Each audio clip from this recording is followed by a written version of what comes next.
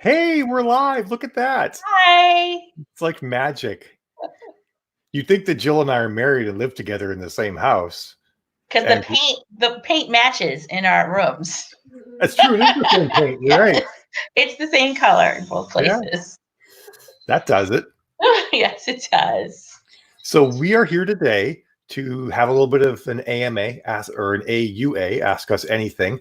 And it's sort of like we initially shared it in our reader group for Aeon 14, but then we figured we'd share it around as well because a lot of the questions people have to ask would probably be about just us or about our authoring and whatnot, and that's generally applicable. So welcome if you're tuned in on YouTube or if you're tuned in on Facebook. This is kind of exciting that it's our first time streaming in two places at once. Yeah, and a lot. Facebook, this is kind of exciting. Oops, I didn't mean to do that. I meant to mute that. Oh, I got so confused. What was that? I was like, is it my fault? I tabbed over. No, it was me. I tabbed over to YouTube, and I thought I had that tab muted, but I did not have that tab muted. I was going to say we have a lot of fans that maybe aren't even in the group, if they're just friends with us on Facebook or, so it helps to cast a wide net. Yeah, totally. And I thought we could, start talking about how we work together, and how well we work together, and how we have a lot of I'm being silly. How we have many years of experience working together, starting with, software and me being in tech support and you being the software engineer. And, at times that was learning how to work like that together was stressful. It puts a little extra pressure on the marriage and the home world life. And you have to learn how to separate, your work relationship from your home relationship. Yeah. What are you doing? I'm putting a comment on the Facebook one so that it pops up at the top of the thread. Okay. I'm using magic. I was feeling a little ignored. No, you're doing good. You're carrying it. Well, I do these important tasks here. I see. I'm carrying it. It's like life in general. I was going to say it's a bit of a metaphor, actually. Yeah. Oh, I see a comment from someone. It just says Facebook user, though. It's Crystal Wren. That's one of the reasons why I brought the phone up, is because I can actually see people's names on here. Yeah. The separation between work and life. Work and life. You weren't paying attention, but that's okay. But sometimes don't ignore Jill. Whoever you are, I love you. That was Kyle. Oh wait, no, that was Crystal. Okay. Crystal. I think we've gotten really good though at separating. We can maybe have a discussion that maybe doesn't go as well as expected in work, and it doesn't really cross over anymore into our home life and home environment. That used to be a lot harder to do. Yeah. It used to be that a bad day at work would bleed through no matter what and become a bad day at home. But should we talk a little bit about how, like, what our daily tasks are in running, the writing business together? Or do you want to talk about our first time working together? What that was like way back? I don't know if I can remember. That was the set stage. Does that count when we had the ISP? That was 1998 in Swift Current, Saskatchewan, where we had an internet ISP and computer repair store. And this was back in 98, and I had a T1 connection to the internet inside the store. So I was pretty excited. Involved a lot of Counter-Strike, and Unreal Tournament was played. I guess, in 98, we definitely had Unreal Tournament. Yeah, I can't really remember the struggles way back then. I think you always took the leadership role, like you were sort of in charge. Yeah. And I fell beneath you, and I would just do what you told me to do, or, I think I was more comfortable doing that. Yeah. As I sort of came out of my shell a little bit and was able to stand on my own, I would say that does not happen as much anymore. I feel like now it's more of a partnership on what we're going to do and how we're going to steer the business. And I think that really happened for you a lot when we worked at a company called Data One Software together. It was a car dealership inventory management company, and Jill was sort of like the office manager / office mom / in charge of all of the support people. So she was constantly on the phone with all of these car dealerships and kind of had to up the backbone level. When you'd be like, well, it'll be done whenever. I'd be like, well, no, it needs to be done today Yeah. or this week. We need like a definite answer. And Plus, we had to deal with all those car dealerships, and a lot of Yeah. times people who run car dealerships are sometimes not the most easygoing people.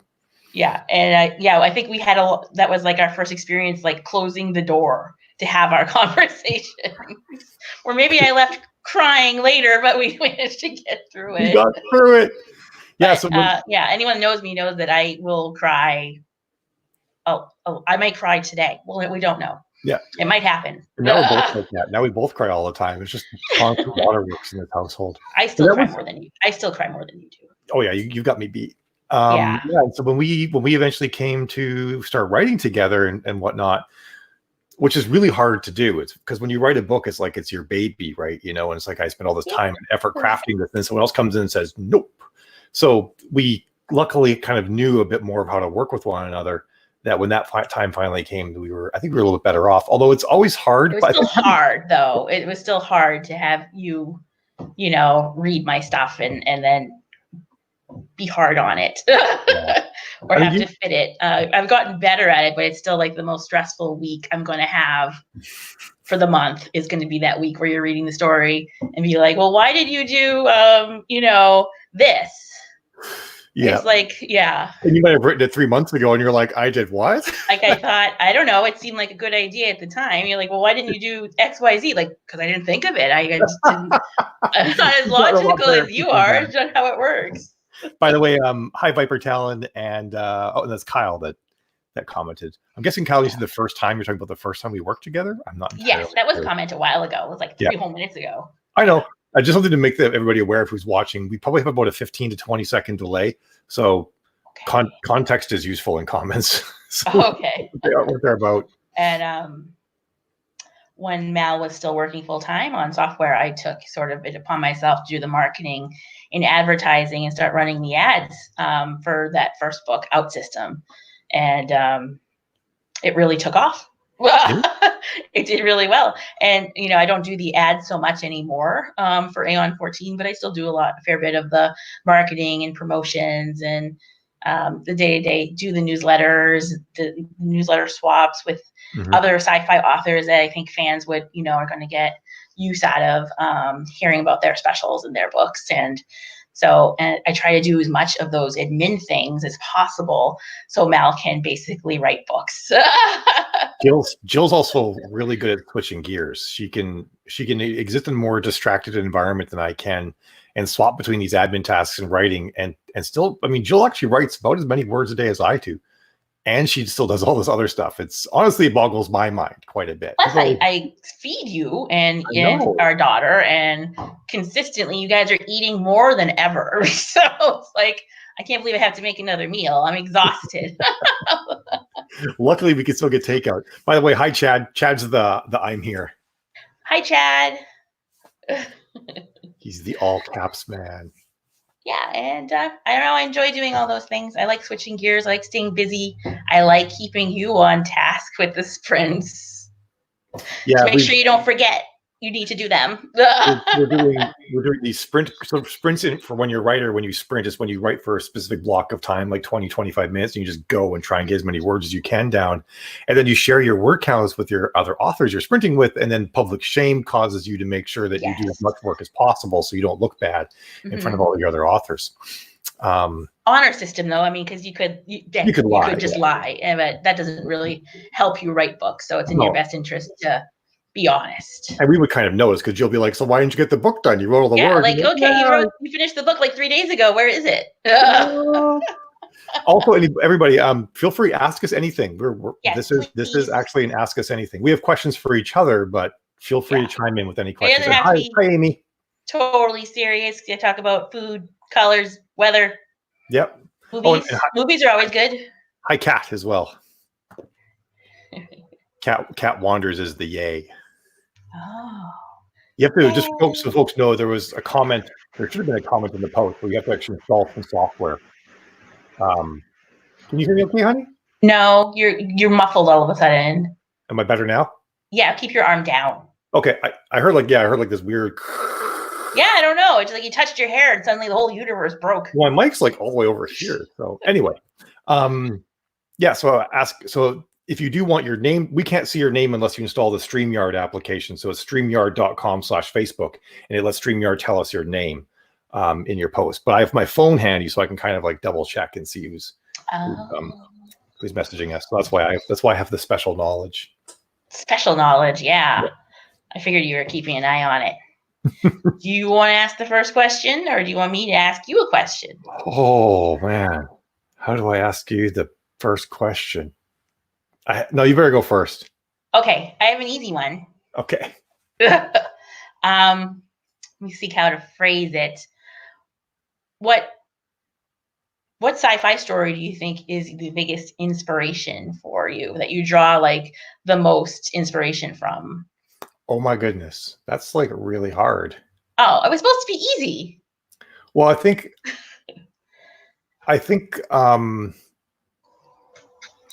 it is a little bit tricky because I write very plot heavy stories, and I also write very character heavy stories. Mm-hmm. I think Anne McCaffrey is definitely like the author who affected my characters the most and made me want to write these interesting characters, and made it so I always have to have romance. That's Anne McCaffrey's fault.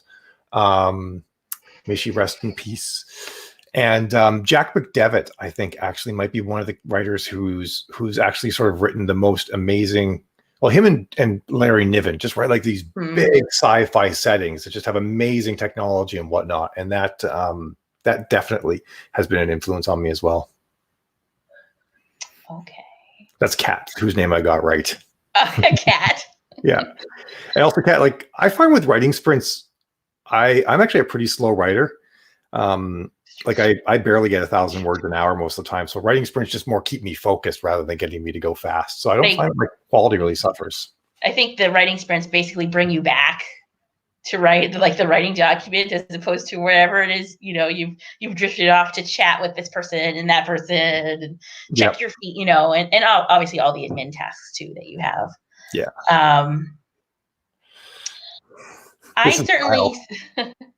I did set out to make an uplifted cat. It just that's what I wanted. I think it started by somewhat like an off-the-cuff comment someone made somewhere about cats and sci-fi. Might have been in the group, and I decided that there just was going to be an uplifted cat, and all he was really going to be concerned with was food, and that's pretty much it. And that he would want to be able to track his person so he can ask her to feed him. And that's basically, how Mr. Fizzlepop came into being. And he's slightly evolved every book. He gets a little more crafty. So I figured he's just like, stealthily upgrading himself in the back closet to be able to do more and more things. I think part of it too that worked well was James had done Crash as well, the parrot, who's also uplifted. And I think that everybody responded really well. Everybody loved Crash. And so when the idea came to, should we give Mr. Fizzlepop the link? It was like, we gave Crash the link and it worked really well. Let's give it to Mr. Fizzlepop too. So they did sort of feed off of each other a little bit. Yeah. Although the funny thing is that James hasn't read Jill's books and Jill hasn't read James' books. So I'm like, I've read some of James's book with Crash though.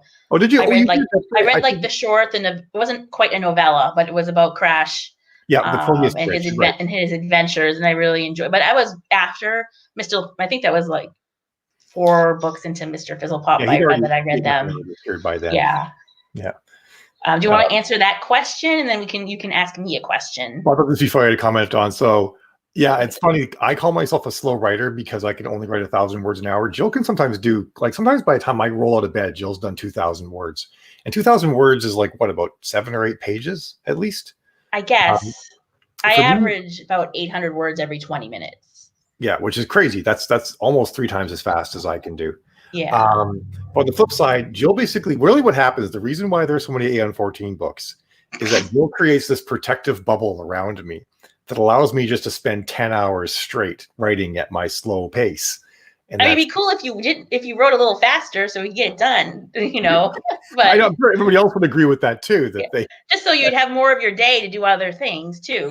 I don't like the idea of you sitting in a chair for 10, 12 hours a day. Although a lot of times I do have just to stop and think. Like this book I'm writing. I know. Right now, I'm like, okay, I had 2 triple crosses in the last book, and I've somehow got to tile that into my new plot. And sometimes I just sit there and stare at the wall for a while. Who said that about the more focused approach to writing sprints? That was Is that Kat. Kat? Yeah, Kat's a reader and a writer. Okay, come write with me. I will keep you focused. Yeah, actually, Kat, you should message us, and we'll give you a link to our writing sprints, or where we do our writing sprints. You can join us. I am from the future, yes, but I still sometimes I have to like embellish the stories a little bit. Change names. Are you aware of that running joke, honey? That I'm actually from the future? I'm not sure if you were or not. Oh yeah, that's why I rolled my eyes. I missed that. Okay, you asked me a question now. Oh, are you still answering this one? I'll do Mark. Well, this is a new question. I'll do this before it slides off the screen. Where did the idea for Aeon 14 come from? So, it actually came from like a couple of different things, and it came from reading, ironically, Terry Brooks and Terry Goodkind were some of like the big influences for me on why I wanted to make such a big universe. And the main reason was that they kept screwing up distances, and they kept making it so that things magically appeared in places where stuff wasn't before. And that drove me nuts, because you'd be reading a book and be like in Terry Goodkind series, they go through this one area and there's nothing, and they go back back like a book later, and there's a whole kingdom there, and it's massive, and it's very well populated and very influential and stuff like that. And there's times in Terry Brooks' stories where Aeon clearly had warp speed on his horse, because he could get anywhere on that sucker in almost no time sometimes. And so when I thought about it, I want to make a big universe, but I want to make it accurate so that when things happen, they happen the same way all the time. And I always talk to authors about this. So this isn't just a sci-fi thing. If you want someone to get from Washington, D.C. to Moscow, it takes a certain amount of time, and you can't just have them teleport. Mm-hmm. So that sort of like started me off wanting to make sure that I had the universe very well defined, so that I wouldn't make mistakes and that things would be consistent. And the other thing is I realized that whenever I read a lot of science fiction stories where there's a war, the wars seem really thin and small. And it's like, this is more like a skirmish, or like a, just like it's relatively small. It's like a couple of battles and it's done. I want to write like a really big conflict like World War II.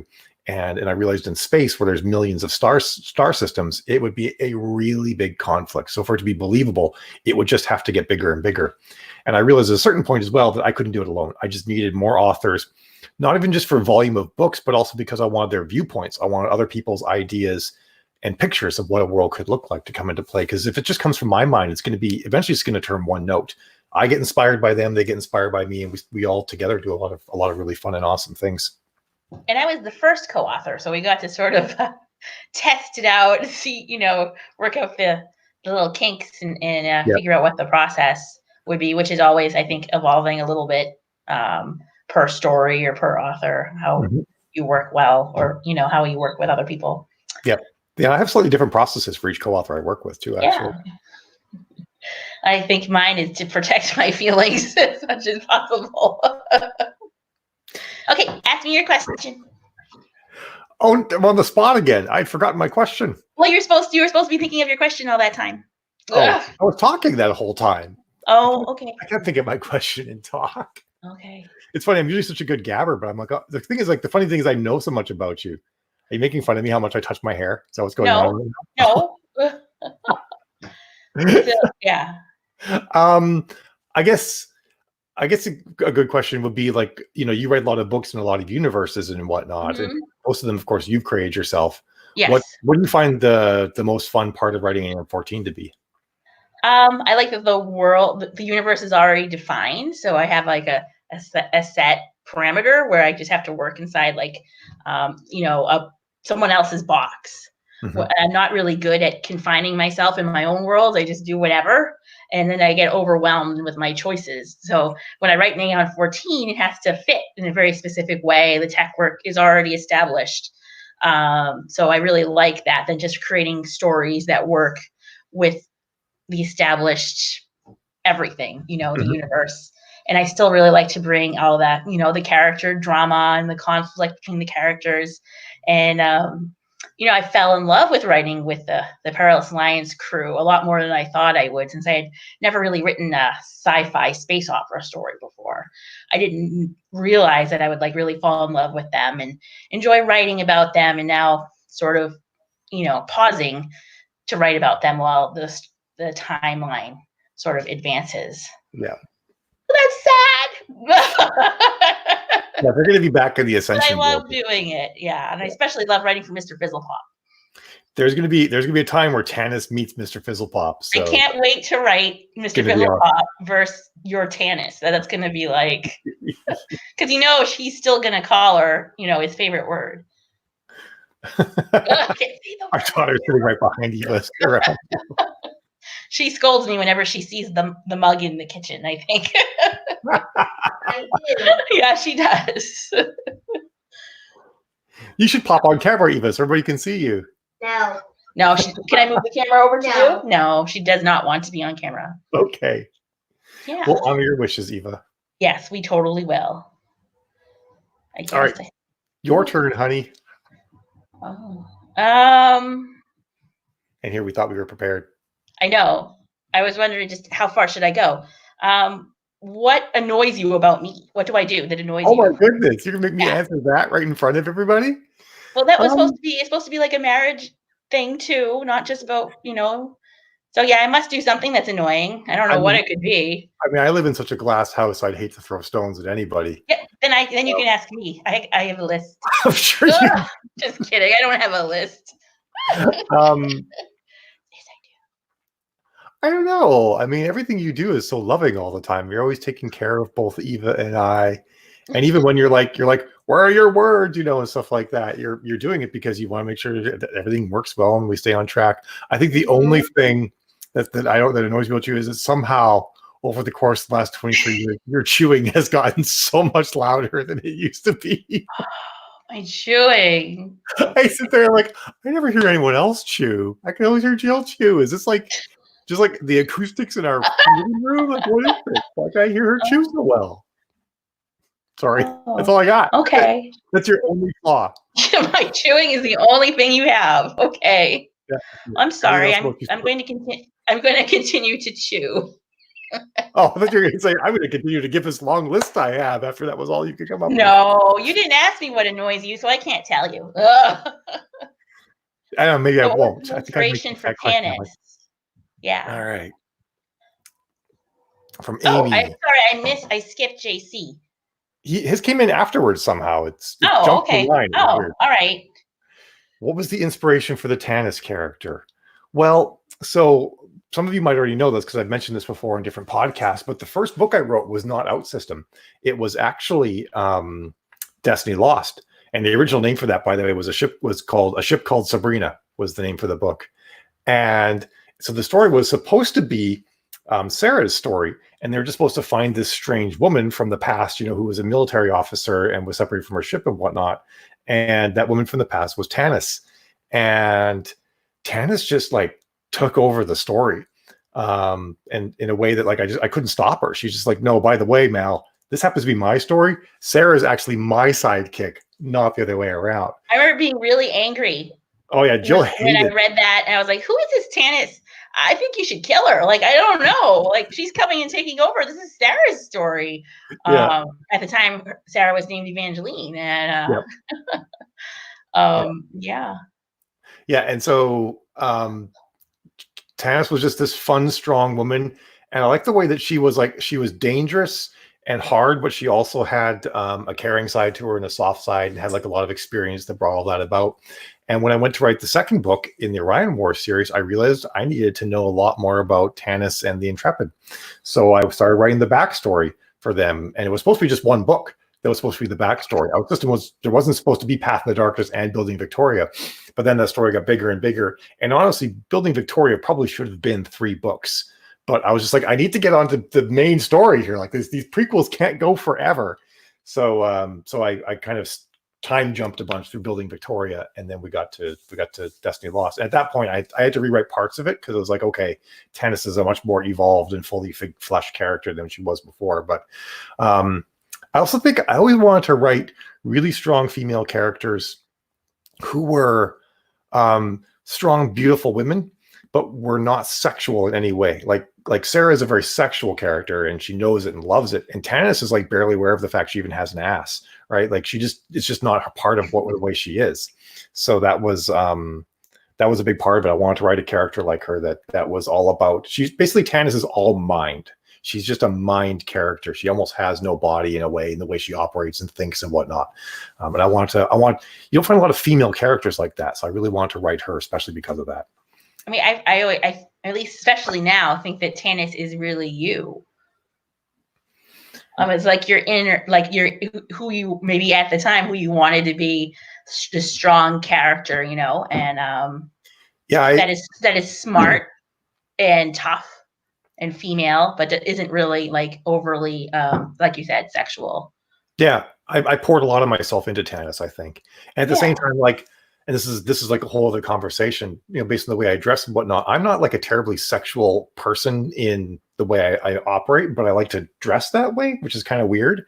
Although for me, I keep forgetting that I'm sexual, but that's like a whole other 30-minute conversation. Just that. Yes. So in many ways, Sarah is kind of like my heart, and Tanis is like my mind. But I do feel like I did draw a lot from other people I read too, because I want to write a very good female character. Yeah. Can we get to the JC's question? Yeah.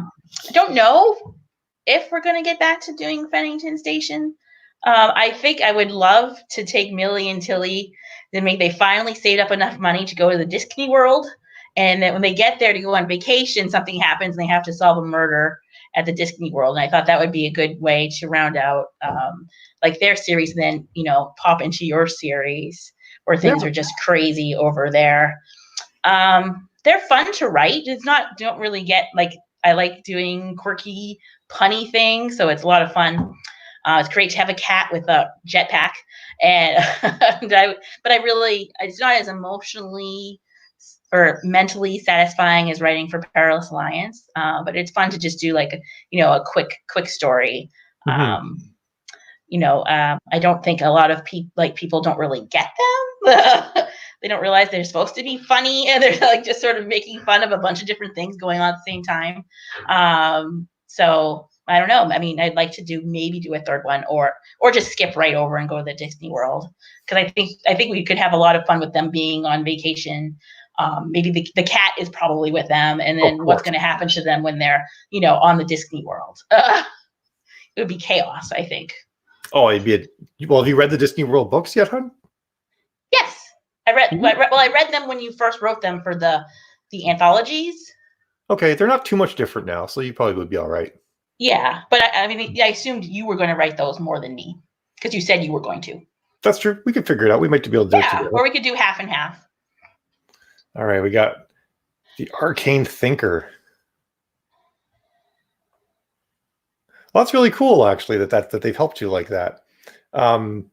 I knew when I first wrote Aeon 14 that I wanted to have a lot of LGBT characters in it. And it's funny, at that point, I was still highly religious, actually. I don't know how I had this dichotomy going on in my brain at that point. But I also made a point of like never using, I guess, part of it was I read so much sci-fi, and there's so many characters in sci-fi that are, a lot of sci-fi really uses the words lesbian, gay, trans, bi, or anything like that. But it's just sort of like, in the future, no one gives a shit about this stuff. Is kind of what it comes down to. Oh yes, that's a bad word. I'm going to get in trouble. Oh, there's a look. Oh no, I've been looked. That's twice. Is it twice I've done that? Yes. You said the A word. You said the A word too. A word. Oh no. Well, I'm glad. Thank you. I'm glad that was able to help. It's actually been helpful for me and for a lot of people too, I think. Let's see. How many books are in the Aeon 14 universe? How do you keep track of all? I guess I should put this up rather than just read it to myself. There are currently 91, I think, books in the Aeon 14 universe. It's hard to tell because there's like a couple of short stories and omnibuses and whatnot, so I can't use the main count. But I have to reread the stories a fair bit.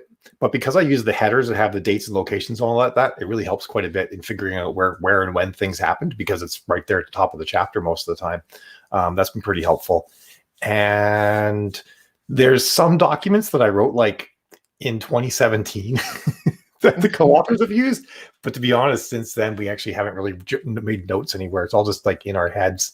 and we just chat for it all out. In the co-authors, we go back and, reread some of our own books, but then, I'll ask Mal a question and Mal will be like, well, you gotta go look up an Attack of Thieves. Like, and then so I'll just be scrolling and looking for the information. I usually do it before I start a project, to refresh myself. So I don't forget, like, oh, there was a thread I was supposed to close in this book. And now I gotta insert it. Oops.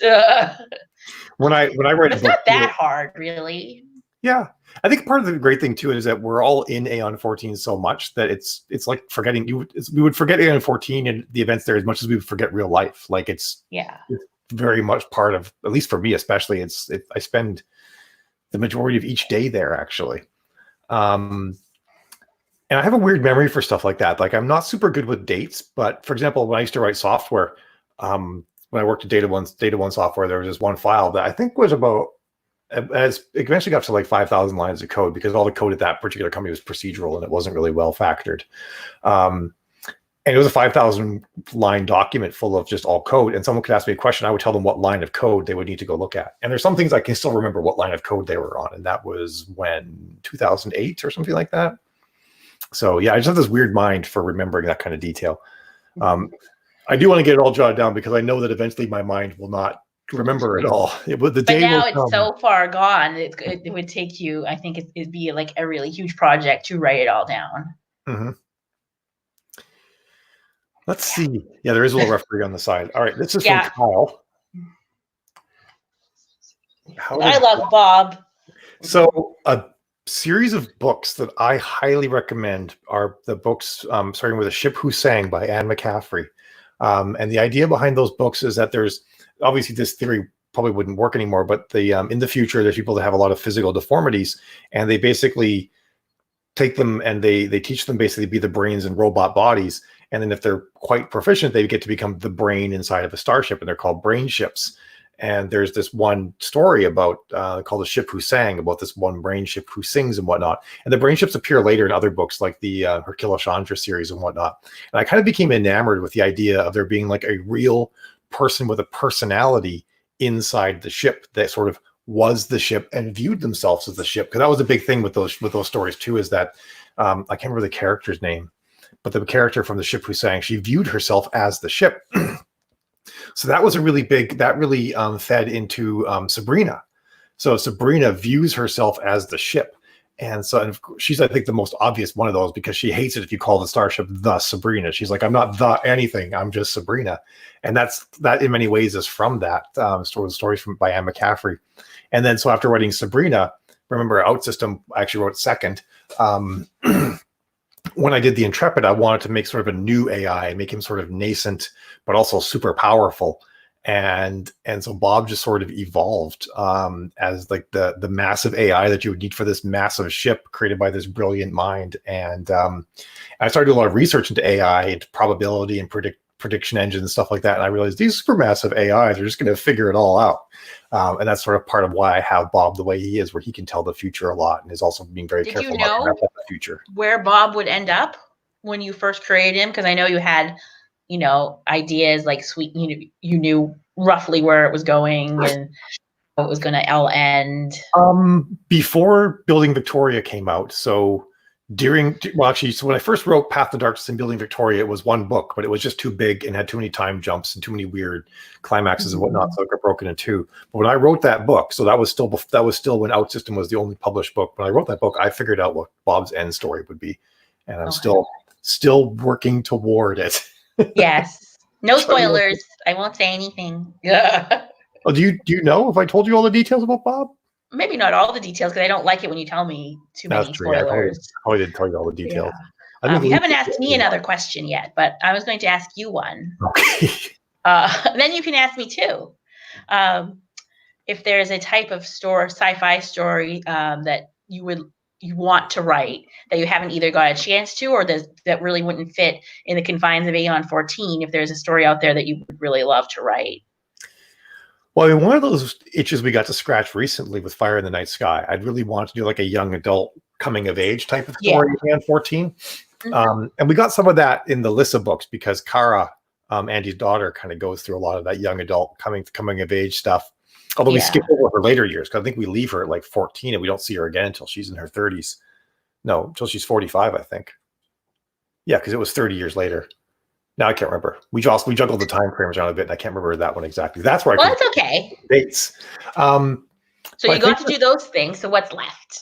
Well, and so there's some spoilery aspects in Fire in the Sky I won't get into right now because I don't want to spoil things for people. But some of that stuff about that world is quite I want to write for a while. The other thing is I actually want to write a medieval world in Aeon 14. Oh. And I have a plot laid out for that. And I actually started writing this as a fantasy story back when I was 18. And I know how to, I have been thinking on and off about adapting it for Aeon 14. So that's definitely coming. That's cool. I thought you were just going to write fantasy one day and go full Witcher. No, it'll take place in Aeon 14 as well. Okay, that's cool. But it's going to functionally be a full fantasy novel. It's not going to have it's not going to have technology or anything, but it'll be a full fantasy novel. Will there be other worlds too for other co-authors to play it? Yeah, totally. Oh. I don't know if I have interest, but there's also I want to write a story where it has like this only female cast and they're all pirates. And I've actually even done the photo shoot for it. It's called Althea's Raiders. I remember Althea. Yes. Back in 2016, December 2016, I published 2016, I think. Or a novella. There's a novella that came out that actually followed Althea and her raiders, but it was part of like another person's shared world. It wasn't an Aeon 14 story. And then Amazon shut down the Kindle Worlds program that had there was this whole shared world thing. So eventually I'm going to repurpose that story and that will actually come out as an Aeon 14 story.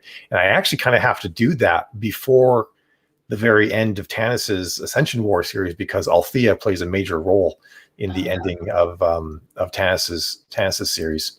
Or it could come out after because people may find her interesting and then go look for it. Yeah, I could. I mean, if I have to do that, I will. But yes, I know you like to do things linearly. Well, not exactly. Possible. If you look at Aeon 14, there's nothing linear about it. It's like I'm writing this thing in every which direction. I'm like practically writing books backwards sometimes. So now you have to ask me a question. Or anything you like. What is your favorite type of character to write? That's a good question. It is a good question. I definitely like to write younger characters that are my favorite. I think the coming of age. But I also like to really like to write about the conflicted characters that have more faults than they have good attributes. Mm-hmm. Which is how I think Kylie started out that way. And I like taking characters on the journey from, they're this, and then you take them up on basically on like the hero's journey. Yeah. I really like evolving characters. I don't like to start them off like, in a really good place. I like to, see how they're going to get to where they have to go, basically. Yeah. And I love for them to make mistakes. It's the best. So much fun. Jill is really good at internal conflict between characters. And if you see internal conflict in my books, it's likely an influence of me paying attention to how Jill does it. So like when I've always sort of been drawn to like the A-Team style story where you've got the band of brothers and they've always got each other's back no matter what, even though Mr. T wants to kill Murdoch half the time. And they got to knock him out to get him on a plane. But still, like when push comes to shove, they always have each other's backs. And you get on the Dauntless with Jill's crew, and push comes to shove, someone's going to betray someone else. Stab them in the back, not have their backs. I didn't think it was that bad. It wasn't like Farscape, where they're constantly fighting. And I'm pretty sure that you actually had characters literally stab, like maybe not. Actually, I'm pretty sure someone actually did stab someone at some point. Like I think he hit him over the head, and they stuck someone in an airlock, but they didn't hit the button. So Mr. Fizzlepop hit the button. Yes. Well, you also had like a father order his troops to fire on his daughter. Like you're not above doing like the hard stuff like that. No, I love to do the things that people think the author's never going to do this thing. True. Yeah, I like doing that. So I've learned to rein it in a little bit. Well, I think you've sort of seen that. I mean, one of the things I like to do is I like to write for escape. Like I know that people want to read for escape and they want to have a good time, but also have a good story and have it be as real as possible. But you don't want to be depressed when you're reading the book. And I'm probably harder on my characters than I think I am sometimes, because I know it's going to happen. I know it's going to be all right in the end. You guys are like, what are you doing? Yeah. You're like torturing these people. I'm like, no, it's fine. They're great. They're okay. It's all right. I love to read mysteries that I know at the end it's going to be tragic and no one is getting the happy ending. For me, that's enjoyment. That's not sort of like me. So I know. I get it. Yep. I'm not like that for every book, just a very specific type of book. And I have to be in the mood to read that book. I can't just read them all or just be depressed all the time. I have written something like that. Like I think the Warlord books are, for me, a little bit more serious, depressed books. And James is better at that sort of thing too. James has a lot of internal conflict, and you don't know if the characters are actually all good, or they all have their back or not. I tend to write more like Tanis and Sarah and Joe and those characters always have each other's backs, and they'll go to the mat every single time for each other. I think you're like a method writer, though. So I'm happiest, or you're happiest, or life in general at home is happiest when you're writing happy things. Oh, it's when true. You were writing the Warlord series, things were tense. Yeah, I definitely. You were depressed, and it was like hard getting through those 3 books. Yeah, and the first 2 or 3 Rika books were like that too. I was not fun to be around when I wrote those books, because I was like living all of Rika's internal angst and stuff like that. Yeah, that's true. So we're probably lucky that I write more Pete stories in general. Yeah. It's like, please just write some fun adventure stories, okay? Chad said, this is one of the things that this was going back to what we were talking about before, but the fact that we could write just about any world. And that was actually one of the things I set out to, because, and this to a certain extent is a bit of a marketing thing, because like we're small business people, like we have to do all the marketing. We have to pay for everything up front, be it narration, cover shoots, photos, editing, everything comes up front. That if you make everything in one world, you get people will read more of your books. Whereas if you do a new series, not everybody goes to a new series, not everybody goes to a new subgenre. But if I said to everybody like, hey, I'm writing this new Aeon 14 series, a large percentage of the readers will go and check it out. So it makes, from a business standpoint, it makes it smart. So after I'd sort of gotten going, I already wanted to create this big world, but I realized if I could I've made such a world, the world is so big now, and the time span is so long, that I can kind of just stick any story in, and they can all be Aeon 14 stories, which is awesome. You could even write stories that are the stories that the Aeon 14 characters are currently they're watching or they're reading. Yeah, like the Fennington books. Like the Fennington stories, only be maybe a little more serious about it. And there still is going to be, on Sabrina, they're still going to do a crew group watch of Star Wars. I'm going to Mystery Science Theater 3000 that someday. Okay. Because she asked how your follow-up companion book, my leggings book, is coming. It's coming. Ugh. I work on it a little bit at a time, and I haven't really worked on it since the pandemic really hit. Once that happened, I just sort of switched gears to be full fiction, because it's just easier to write than that book, basically. That book will have a lot of feels in it, so. Has a lot of feels in it, yeah. Sometimes you're just not ready to delve completely into the feels and get it all down on paper. Like I said, I'm a very emotional creature. So even, writing things down of past experiences or things I felt before, I'll just start crying. So I'm trying to get to a point where maybe I'm not crying as much, but so just a little bit of time is easier to get through. But hopefully it'll be great when I finish. I've also actually started notes for my second book too. So for those of you who don't know, the leggings book he's referring to, that Chrissy's referring to, is about my transition. And even though it has sort of a name that makes us think about fashion, it's more about transition. And and I'm writing a second one called How Wearing Catsuits Changed My World, which is more about like how like me being completely authentic has affected other people around me. So it's going to have a lot of stories from other people too in it. And then Jill's writing one about her side of what it was like for her to be married to someone who changes genders on them. Surprise! I'm not sure what SCA World is. What is SCA World that Mark asked about? And then Hello, My Friends is from James Brandon. Hey, Tex. Oh, excuse me. Well, see, I owe you another question now, don't I? You do owe me at least one more. At least one more. Wow. Well, yeah, I think it's one more, unless I ask you another one. All right, I'll go for it. I'll brave it. What's the most annoying thing that I do? What annoys you the most about me? Just one? Yes, pick just one. Probably the hair playing is what really gets me. I'm sorry. This book especially, it's I don't know, it's gotten kind of squiggly and it's all bunched up. I keep looking at it thinking it's like in clumps. I mean, it's fine right now. It's usually when I'm really tired and we're sitting together watching TV, and I just see the shadow on this side. Where is my hand? Like just going, like the shadow is just on, like I can just see it constantly when I'm trying to look at the TV. That, like, yeah. Used to be fingernail chewing. Now it's been replaced with hair playing, and I'm not sure which is better, to be honest. I'm sorry. Okay.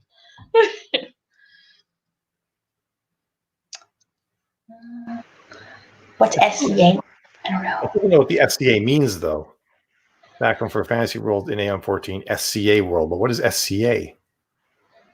I mean, I don't like ska. It's not like my favorite kind of music. So we're definitely not making a ska world. You know, I could deal with reggae, but no ska. I draw the line.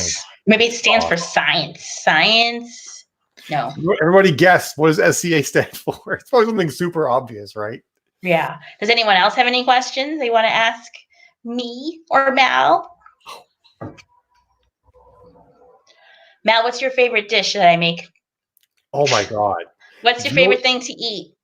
So I don't know if you guys know this, folks, but like I have married the most wonderful woman in the world. You probably knew that part. That part's pretty obvious. And on top of that, she is a phenomenal cook. Like the fact that I can still fit inside my cat suits is basically a miracle on a daily basis. Especially during pandemic. Pandemic. Like this is the COVID-20 I'm working on here right now. But Jill is so a lot of people when they make turkey, they basically make steak. I like that one, Chad. When a lot of people make turkey, it's really dry and nasty and whatnot. Jill makes turkey that is better than any turkey I've ever had. And like I would eat it any day over chicken. And Jill like just randomly throughout the year is like, I'm making a Thanksgiving meal today. And there's like stuffing and cranberry sauce and turkey like once a and month. gravy. Yeah. It's probably almost once a month. And it's like right now I would give my kingdom for a turkey breast boned in turkey breast. I can't find one anywhere. I would also give a kingdom for that too. Small kingdom in a book. Yeah, Jill's turkey dinner is by far and away my favorite meal. Easily, hands down. Okay. We have an answer. Society for Creative Anachronism. Oh, that SCA. Yeah. It's a website where people like make like these weird stories and they submit them like about creepy characters. Like I think Thin Man was originally an SCA character, and SCA 049 is like a plague doctor character and stuff like that.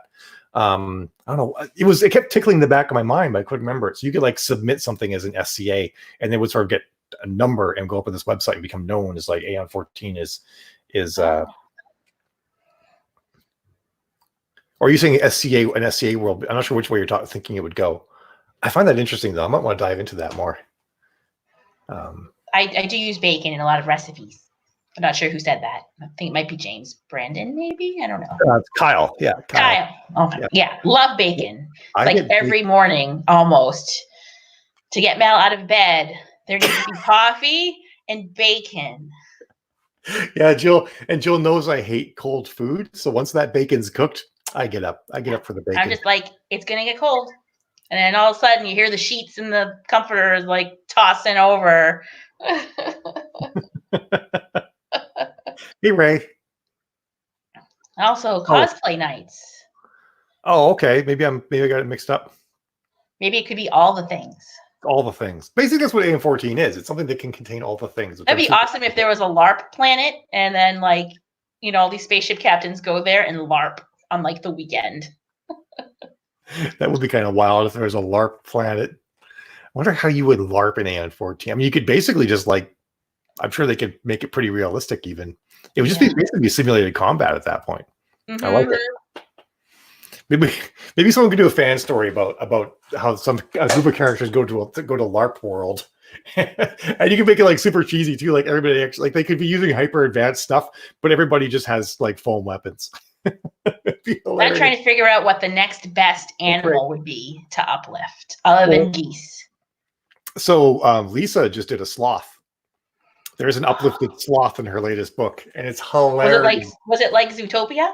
It was, yes. Even on the link, he talks slow, but he doesn't have to in the link, but he does it anyway because he wants. He does it anyway. He wants to fit his brand. It's good. Yeah. Well, we haven't been to a Renaissance fair, even though there's one not too far from us in October. We should do that. Yeah. Before you can leave the house again. Yeah. Tanis is. I love BLTs. I think BLTs are like one of the most glorious foods ever, and it's sort of just. Al loves BLTs. Yeah, I love. That's what I was saying. I love BLTs. I know. I'm just trying to figure out how to point to you. Oh. You're this way. No, wait. You're this way for me. Okay. Yeah. Oh, okay. Yeah. I don't know. Forget it. Just keep talking about the BLTs. I'm making some BLTs next week. Ooh, pandemic BLTs. I like it. Actually, I don't want pandemic BLTs. But yeah, the bacon won't be infected. Yeah, everything bacon is good. I mean, you can't go wrong with bacon. It's delicious. Mm-hmm. Eva has not read any Aeon 14 books. I started reading Outsystem to her, and I might again at some point. But I mean, a lot of the subject matter in Aeon 14 books is a little bit advanced for a 10-year-old. You might be able to read Fire in the Night Sky to her, maybe. I'm not sure. She's Fire in the Night Sky.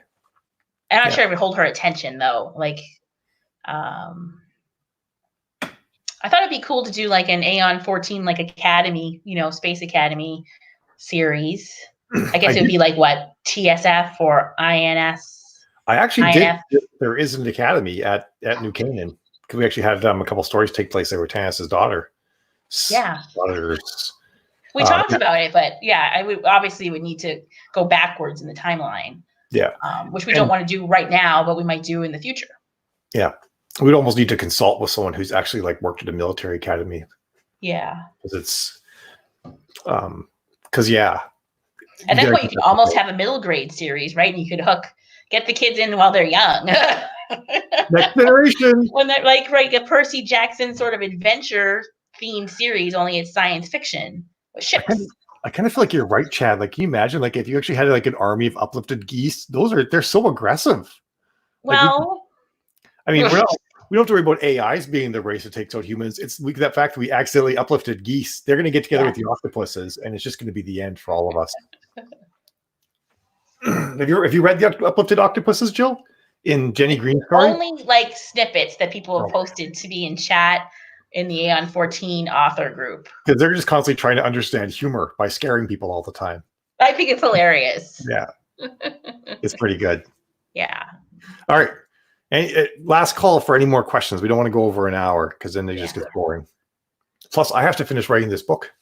You do. The book must be finished. No, I asked you what your favorite meal is, so you're going to owe me a question. Oh, what? I do? Yeah. I love Nim. Nim is like one of my favorite movies ever. How many pairs of glasses do you own? Prescription? Yes. 3. That's it? Currently, yes. Well, I have 2 old pairs, but I haven't got rid of, but I don't wear them because they're old. What about the reading glasses? What if you add on the reading glasses? Well, I can't wear any of those. Oh. Because they're not strong enough. Oh, okay. I just bought them to see what they look like on me. So I would know what kind I wanted. But if you want to count the reading glasses, it's probably 8. Okay. How many pairs of leggings and boots do you own? Oh, God. How many pairs of cat suits do you own? Or how many cat suits do you own? I figured this was going to come back around on me after I said it. Yes. I own like just shy of 150 pairs of leggings. Uh-huh. And I own, I'm not sure exactly how many cat suits I own. I think it's right around 70 cat suits. And what was the third thing? Oh, boots. Boots, I only own like 25 pairs of boots. Yeah, that's not so bad. It's just some of them are very large. Like I do have a lot of large. Like very tall. Not like foot-wise, just they're bulky. And it's like, I think it'd be impossible to actually store them properly. Like you need like just a wall-to-wall closet. Not a lot of people have a problem with how they store all their thigh-high boots, but I have that problem. It's a good thing. Well, now there's a thing you can make. Chad's comment. Oh. Oh, I love that. That's pretty funny. You know what, Chad? I'm pretty sure my space cat stories, though, they're going to run up against guard Canadian geese. And my plan is that no one really knows what a Canadian is anymore. They just think it's the geese. And they think that just being Canadian must mean that you're basically just an asshole. So I think that would be funny. I heard that. Oh, Eva heard me. Oops. So the referee has got you. I thought, by the way, Chad, now I've got you to know you more and more. You were like one of the funniest people I know. You're hilarious. I love you. Chad is my favorite Chad ever. That's why I keep putting Chad in my books. I made Chad into a planet in the ass. Well, it's not really in the ass end of nowhere. It's actually pretty close to Genevia. And it's even in the Burrows system. I'm like super consistent. Wow. That's funny. I'm good. Do either of you read books outside of Aeon 14? I haven't read a book outside of Aeon 14 since 2016, and it was Amy Duboff's Catechol series is the last thing I read outside of Aeon 14. I actually stopped reading all science fiction because I didn't want to cross-contaminate any other people's ideas. I want to make it so people could say, like, you ripped this off from XYZ. I'm like, never read it. Although I still watch a lot of sci-fi movies, so I'm kind of contaminated. I read a lot of young adult mystery thrillers and mystery thrillers that take place in two distinct time periods where the person in the present is trying to piece together an old, like a cold case or an old mystery. They're usually very traumatic. They're amazing. I do read some. No, I don't really read any other sci-fi other than Aeon 14. There isn't time to read other science fiction other than Aeon 14. And Mal hasn't read any of my non-Aeon 14 books in quite a while. I read your first one with Taryn Rose. You didn't read the whole thing. Didn't I? I thought I read the whole book. Mm-mm. You read the first few, like 3 chapters, and then, Yeah, I guess that was in 2018. That was the year of darkness for me. That was the year where books just poured out of my brain and nothing else existed. Eventually, I will make you read something. Yes. Well, especially Jill. So Jill and Eva are writing a book together called A Glitch in Time. And it's kind of like Eva's plot and Jill's helping her. So I'm definitely reading that book, which apparently makes Jill nervous now. It does. You can read it once it's published. I'll be super gentle. Super gentle. Kid gloves. Super gentle. Right. Okay. It's not fair. You're all glowy. I work very carefully on my lighting to make sure I look good. Otherwise, I know I don't have any special lighting. You didn't give me anything. You could have come down here with me. Oh, it's more fun for us to be on the split screen. It is. That way we can see each other. We can see each other, and I can make crazy faces. All right, folks. Last call, and we made Chad blush. Just now it's immortalized forever. Chad's in like one of my sweet romances as a chef. Because I basically pulled him over from Bennington Station. Oh, you brought Chad's in your sweet romance too? He is. He's the the prep baker at the bakery. Yeah, he's there overnight working on the cupcakes. he appears in like all 9 of the books. Oh, does he really? I didn't know. Yeah, it's just a little side. It's just little side appearances. Like, oh, I got to go talk to Chad. Oh, Chad was already there this morning working. That's great. I like in the bakery. Even if Chad got a Who planet, does that mean like a bad planet? Or is that where Whovians live? Chad has the planet full of Whovians. I think there's even a Jill. There's a Jill General in Aeon 14. Right? Is there? I think you write about her. Now I didn't know about her till I came to her name in the book. I was like this. It's possible that there's a Jill. There's a lot of characters in Aeon 14. At some point, when I'm 90, I'm going to go through and read all the books and then make like a big thing of all the characters. I swear it's going to happen. Sure. Okay. Yeah. I guess no more questions. That's right. Yeah, we also did. There's the Viper Talon ship. Yeah, because I am so bad at like connecting names. Like I know your name. I know your name, your real name. I know Viper Talon, but my brain can't put them together. This is like a weird problem I have with people's names. If I know you by like a certain name, I have a hard time connecting other names. But yes, I I could like write like anything for you because you've like put so much, you've given so much money in Patreon at this point that it's like I need to like write you your own story or something like that. Maybe the Viper Talon will like have its own side story. That's what I'm gonna do for you. I think that'd be awesome. Oh, I see. I'm sorry. Broken joke. Oh, I completely misinterpreted that. Well, you can get a whole story then. Viper Talon will get a whole story. That'll be how you compete with Chad. It can be like this ongoing thing, like how many Chads versus how many appearances the Viper Talon are there. I can do that fun. It's like become like this drinking game in the books. Like, oh, there's a Chad. All right, I've totally embarrassed myself by not getting that joke and ruining it. So I think we're ready to go. Oh, okay. It's also 6. I guess sprint. Yes, I have to sprint because it's the word. The word must flow. I have to push the cat off my seat. She's looking super comfy there right now. And I will make dinner eventually. And it's not going to be turkey. It won't. I can't find one. You're going to have to go out in pandemic to hunt down a turkey breast. The bone. I was thinking about hunting a turkey. I was envisioning myself in one of my like. No, I just need a frozen one. It's like this big. It's called turkey breast. It's wrapped up in like foil.